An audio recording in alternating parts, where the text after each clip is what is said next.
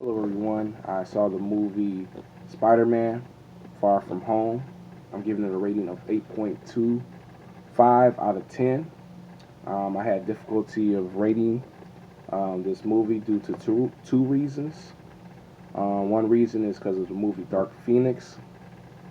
I initially gave Dark Phoenix a rating of 8.325. However, when I saw Spider-Man Far From Home, I realized that Spider-Man was a better movie, and Spider-Man, in my opinion, wasn't a 8.325 or a 8.5 rating. Therefore, I concluded that Dark Phoenix, the rating uh, should be lower, and by seeing what Spider-Man gave and then comparing Dark Phoenix, which is another comic book movie, I actually took Dark Phoenix down to an okay rating. In a way, I did with Jeopardy. If you ever watched the show Jeopardy, a contestant might have won a score of maybe 5,000 points. Then after the break, the host Alex is like, we actually had to take your rating back down because maybe you didn't spell the word correctly or pronounce it correctly, or you didn't even use the word "what" before you answered the question. The thing about Spider-Man is that it gradually got better.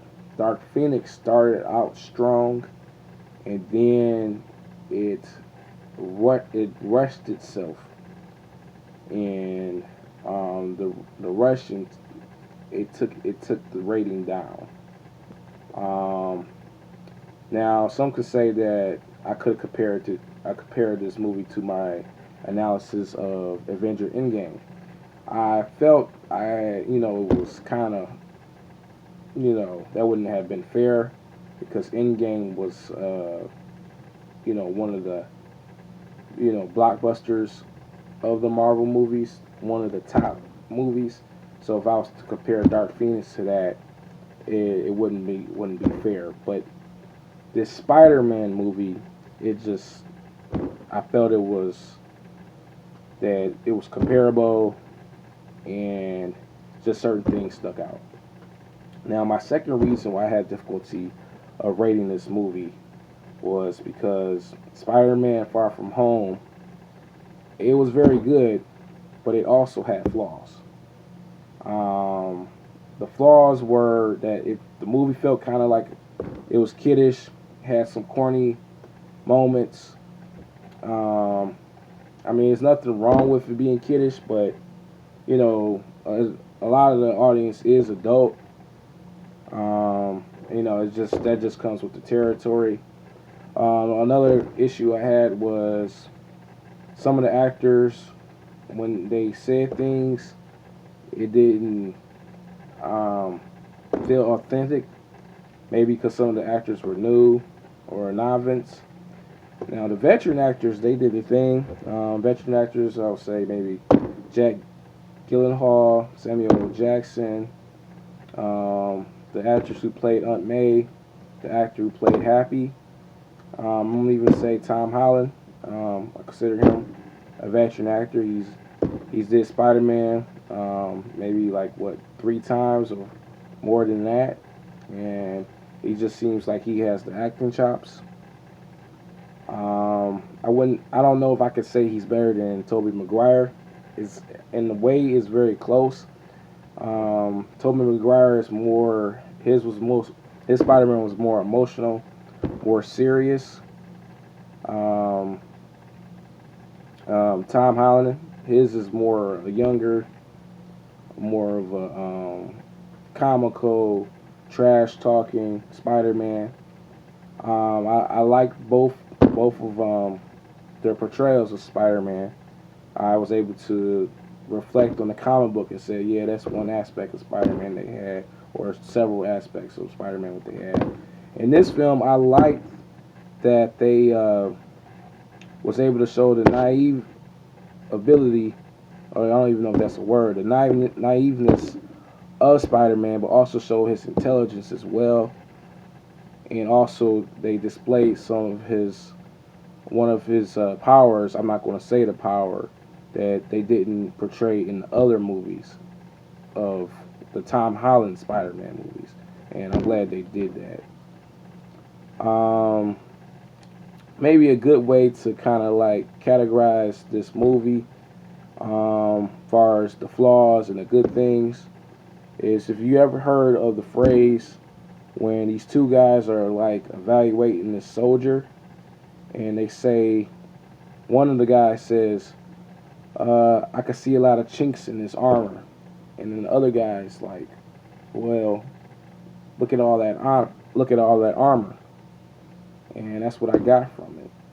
You know, this movie had some chinks, but it had a lot of good, and the good, and I think I already explained it. One of the goods of this movie is it gradually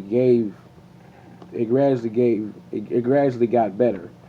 I even gave this movie some points because of its twist and the way it did is end of the credits.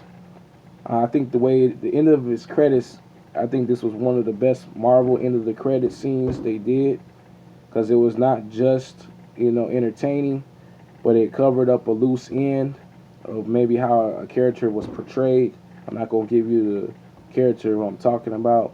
It also threw in a huge Easter egg. So I thought that was real good.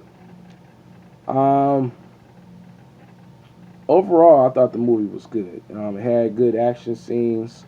The antagonist, he wasn't the traditional, you know, villain. I recognized him, you know, right up front because I used to follow the comic books. But I'm glad how they portrayed him. It brought me back to, you know, that the '90s era when they used to show the Spider-Man comic book show on TV on Saturdays. I thought that was very creative. I mean, by me being a purist is another thing that stuck out with this movie. The character Flash Thompson. I didn't have a problem with the actor, how he acted. I just don't think he embodies Flash Thompson. That kind of stuck out with me, and when I watched the Spider-Man Homegoing. Flash Thompson, if you saw Tobey Maguire Spider-Man in the comic book, he was, you know, like the class bully. He used to pick on Peter Parker. This Flash Thompson, I don't get that vibe. He doesn't look like him, and he doesn't have that intimidating factor.